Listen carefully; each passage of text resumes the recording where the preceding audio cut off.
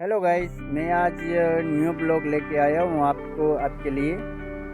आप देखिए अभी मैं किस तरह से आपको आज दिखाने वाला हूँ। मेरा आज का वीडियो है सब अलग अलग सब्जी और खाने की चीज़ों के लिए। तो તમે જોવો આ કેટલું સુંદર લાગે છે। આને ખાવામાં કોઈ ખરાબી નથી। અને આના હું તમને બતાવું, આના પાંદ આવા હોય છે અને પીળા ફૂલ આવે છે।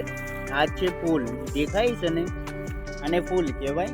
તો આમાં કોટીબા આવે, આપણે કાચા પણ લઈ શકીએ છે અને ધોઈ નાખવાનું તો એ સુંદર થઈ જાય, પછી એને ખાવામાં કે ઉપયોગમાં લઈ શકીએ।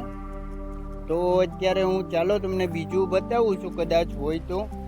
નહીતર જો અત્યારે તો આ વેલામાં કાંઈ હવે લાગતું તો નથી, દેખાતું કાંઈ છે નહીં, પણ કદાચ આપણે ખોળમાં શું જાય છે ચેક કરવું આપણી જરૂરી છે। આપણે જરૂર હોય, આપણે ખાવું હોય તો જોવું તો પડે। તો ચાલો ફ્રેન્ડ્સ, અત્યારે આપણે જઈએ છીએ વેલામાંથી, તો બધું હતું એ તોડીને લઈ લીધું, બીજા ભરી લીધા।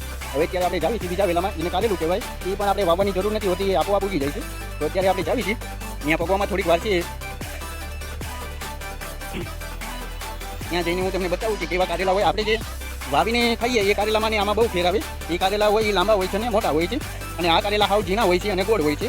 અમુક જગ્યાએ મોટા પણ હોય છે, પણ એટલા બધા મોટા નથી હોતા, કે જેને આપણે વાવીને ઊંચા કરી ઉછેરીને મોટા કરીએ એમાં જે આવે એનાથી ઘણો ફેર પડે।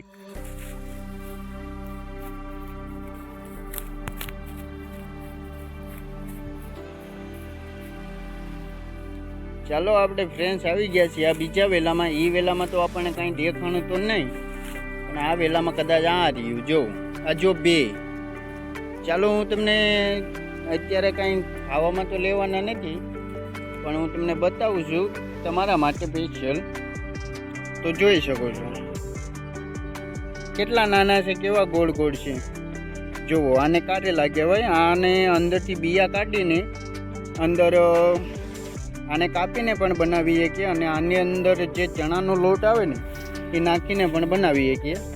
જુઓ, એક અહીંયા રહ્યું, આમાં તો કેટલા બધા છે, કેમ કે આ વેલામાં કોઈ આવીને નથી લઈ ગયું, એટલા માટે આમાં ઘણા દેખાય છે। જો કેટલા સુંદર લાગે, આમાં તો કેટલા બધા છે।